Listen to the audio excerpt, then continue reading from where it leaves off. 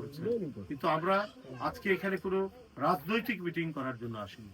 আমরা এই পরিবারটিকে পাশে দাঁড়ানোর জন্য, এই যে একটা আমরা কথা শুনলাম যে লোকটি জীবন দান করেছে দেশের মুক্ত বাতাস কেনার জন্য, সেই ব্যক্তিটির পরিবারের সন্তানরা বাড়িতে না থেকে এতিমখানায় থাকতে হবে, এটা অত্যন্ত মর্মান্তিক। আজকে আমরা বলবো, যারা এই আন্দোলনের সুফল পাচ্ছেন, যারা উপদেষ্টা হয়েছেন, বড় বড় পদ পাচ্ছেন, রাজনৈতিক দল গড়ে তুলছেন, তারা তো এই বিষয়গুলি আরো খবর নেওয়া উচিত ছিল। তারা তো একক দাবিদার মনে করতে, তারা আজকে নেই কেন? আজকে অনেক কথা শুনি যে এই কি বলে যে মানবিক করিডোর দেওয়া হবে, পরে শোনা গেল যে না, দেওয়া হবে না। এক একজন উপদেষ্টা এক একজন এক এক কথা বলছেন, কত কথা বলছেন। তো এই যে এত কথা বলছেন, এত ঘটনা, এত কাজের আপনারা কি বলে ফিরিস্তি শোনাচ্ছেন, কিন্তু যাদের রক্তের উপর আপনার এই অন্তর্বর্তী সরকার এবং আরো যারা আজকে অত্যন্ত ক্ষমতাশালী মানুষ বলে নিজেদের মনে করছেন, নতুন রাজনৈতিক দল যারা গড়েছেন, যারা ডিসি এসপির অফিসে সারাক্ষণ বসে থাকেন, তাদের কাছে এই লিস্ট নেই কেন?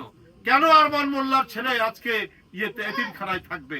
আজকে তো তাদেরকে সব দিক থেকে সরকার এবং রাষ্ট্রের দায়িত্ব ছিল এই পরিবারটির পাশে দাঁড়ানো, এবং এই পরিবারের সন্তান সে মানুষ না হওয়া পর্যন্ত তার ভরণ পোষণ এবং তাদের পড়াশোনার খরচ, এটা তো সম্পূর্ণ সরকার এবং রাষ্ট্রের দায়িত্ব। নিজের জীবন দিয়েছে, তার সন্তানরা আজকে এতিমখানায় চলে যাবে, এটা হতে পারে না।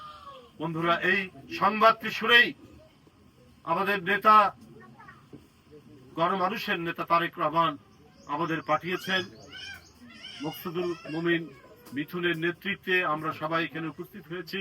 তিনি বলেছেন যে এই পরিবারে তাদের লেখাপড়ার দায়িত্ব তিনি নিজেই এটা বহন করবেন এবং তাদেরকে আর এতিমখানায় থেকে পড়াশোনা করতে হবে না, তারা তাদের বাসায় থেকেই তারা পড়াশোনা করতে পারবে। এই দায়িত্ব তিনি নিয়ে আজকে আমরা বিএনপি পরিবার আমাদের মিথুনের নেতৃত্বে আমাদেরকে পাঠিয়েছেন। এটি এখানে গ্রামবাসী এবং সবাইকে জানানোর জন্য, বিশেষ করে মিডিয়ার যারা ব্যক্তিরা আছেন, সাংবাদিক ভাইরা আছেন, তাদের কাছে জানানোর জন্য যে আমাদের ভারপ্রাপ্ত চেয়ারম্যান তিনি দায়িত্ব নিয়ে পাঠিয়েছেন। যাদের রক্তের উপর আজকে এই সরকার এবং আমরা যারা আজকে রাজনীতি করার সুযোগ পেয়েছি, এক ভয়ঙ্কর দানবের মানে যে রক্তের উপরে ভয়ঙ্কর দানবের পতন হয়েছে।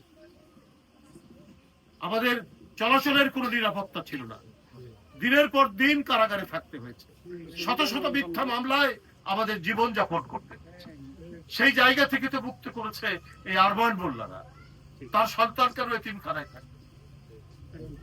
যাই হোক, আমাদের ভারপ্রাপ্ত চেয়ারম্যান, বিএনপির ভারপ্রাপ্ত চেয়ারম্যান এই দায়িত্ব নিয়ে আমাদের পাঠিয়েছেন, আমরা আপনাদেরকে সেটি জানালাম। ইনশাআল্লাহ বিএনপি যদি ক্ষমতায় আসে, প্রতিটি শহীদ এবং যারা আহত হয়েছেন প্রত্যেকটি দায়িত্ব তখন রাষ্ট্র দায়িত্ব পালন করবে।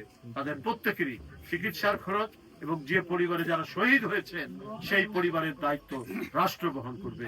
এই কথাগুলি বলেই আমি আপনাদের কাছে বিদায় নিচ্ছি। জুম্মার নামাজের সময় আত্মাশূন্য, আপনারা সবাই ভালো থাকবেন।